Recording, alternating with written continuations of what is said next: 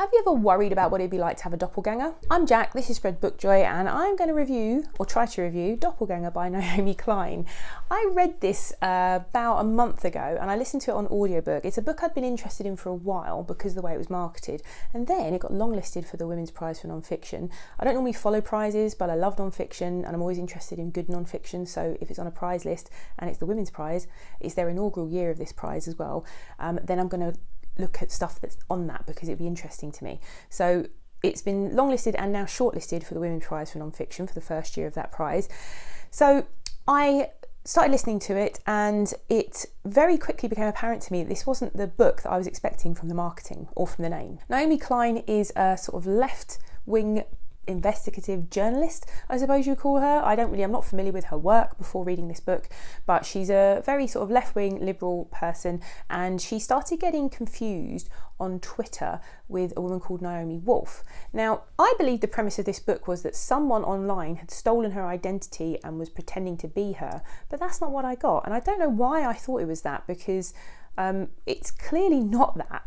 Naomi Wolf is legitimately a person in her own right. She was very famous, and I didn't realise it was the same person who wrote The Beauty Myth back in the 90s, which was a kind of seminal feminist work in the 90s. And she then slowly went down this kind of right-wing conspiracy theory path. And so she was then becoming a real, like a regular guest on InfoWars, which is the kind of alternative right, I don't know what you'd call it, by Steve Bannon, but basically she's become this kind of voice of anti-vaxxing and conspiracy theories and all of that kind of thing. Anyway, so she couldn't be more politically polarized from Naomi Klein. So I'm going to call it left Naomi and right Naomi. So left-wing Naomi and right-wing Naomi, because it's a bit confusing.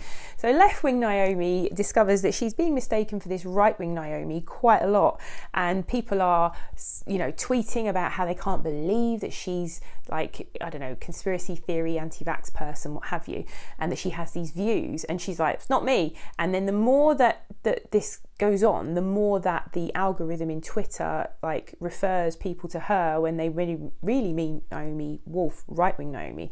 So this is obviously a really awful thing to happen to anybody, particularly if your views and your politics are so polarized. So it's quite distressing, and it reminded me of that amazing book by John Ronson, So You've Been Publicly Shamed, which I'll talk about in a minute. But she then goes on to talk about how she looked into doppelgangers in literature, and she read a lot about doppelgangers, and how the doppelganger eventually slowly takes over your life, and that's the sinister side of it all.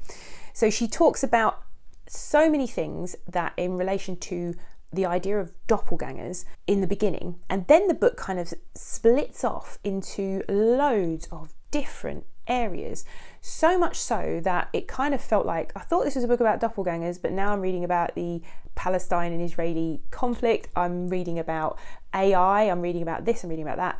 All of the things were interesting that she spoke about, don't get me wrong, and I enjoyed the book, but it went down routes that I had no idea it was going to go down. So I feel like that's kind of the fault of the marketing, and it almost talked about too many things. I feel like this started off as a book about one subject and then ended up being a book about loads and loads of different subjects, and all of those subjects scary and frightening, quite frankly. One of the ones that she talks about that really struck me, especially as someone who has a YouTube channel and an online presence, is this idea that we all have an online doppelganger, and that in the early days of social media, and we thought it was this benevolent thing, like when it was kind of reuniting us with friends who might live halfway around the world, and I don't even remember pre-Facebook there was Friends Reunited, if anyone remembers that. That's how old I am. And all of those initial social media platforms, and then you had Facebook and the rise of Facebook, and it all seemed very benevolent and it all seemed like wonderful. And then what was happening was, and is still happening, is we're being mined for information constantly. We've become these like information mines for these companies that then sell all this information and data for all sorts of purposes. We're even now being mined for information by our phones, by our health apps, by our fitness watches, all sorts of information about us, biometric information and all sorts. So she talks about the fact that we also cultivate our own online presence, which is like an online doppelganger, which I have. right? She says that, you know, the online persona is not the person, so they're kind of an online doppelganger, and how that, you know, with the way things are going with AI, there could be an AI version of you at some point. Now, not people like everyday people like you and me at the moment, but very famous people have had, you know, AI bots, AI reconstructions of them. Famously here in the UK, Sadiq Khan, the Mayor of London, had an AI, there was an AI version of him putting out some really terrible propaganda about things that he hadn't said. John Ronson, as I was talking about earlier, who wrote a brilliant book, So You Think You've Been Publicly Shamed. In fact, any of his non-fiction books, I've read them all, they're brilliant. He wrote about a fact in the start of that book that there was an AI bot pretending to be him, spouting nonsense on Twitter, and he finally tracked down the owners of the bot, and they were like, no, they're refusing to take it down. And he's like, but that's my identity. And he's like, what you feel then is you've had your identity stolen. Like when people, it's like the same as with people telling lies about you. It's a real crisis of identity, and at a core, identity is everything to us. Yeah, it was a really kind of interesting subject, one that really made me think about the amount of information I put out online and have put out online in the past. I feel like if I was a parent of a child now, I would in no way put anything about my child out on social media whilst they're not old enough to decide it for themselves. Actually, the sinister side of all of this is becoming apparent now. So she raised some interesting things. She also sort of talked about how the partisan politics, particularly in the US, between the right and the left, have become so polarized, but they're starting, like, there's a lot of mirroring going on. So that she talked about Donald Trump and some of the terminology that he uses, which originally was legitimate academic vernacular and has now been, you know, latched onto, not just by Trump, but by other right-wing politicians or figures, and they use this language and they parrot it back at us, and so then it becomes language we can't use because it becomes the language of the right.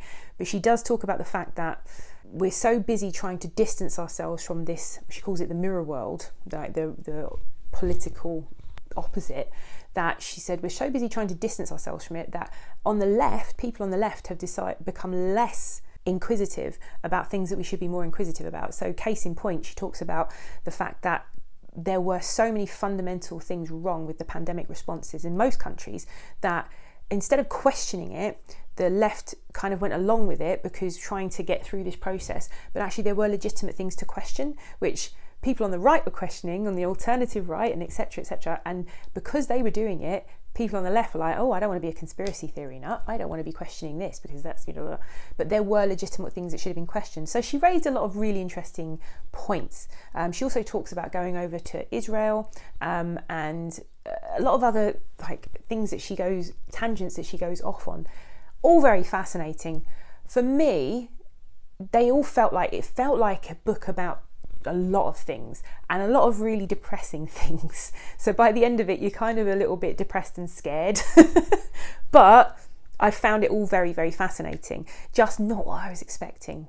So I hope that was a useful review. Probably not, but I think it's worth a read. It's worth a read, but only if you kind of don't want to get scared and depressed about any of the things I've just talked about.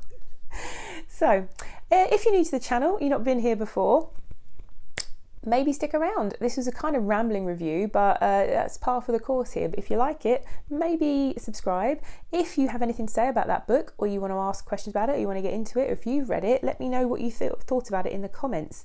Maybe leave me a twin emoji for doppelgangers, and hopefully I'll see you again here soon.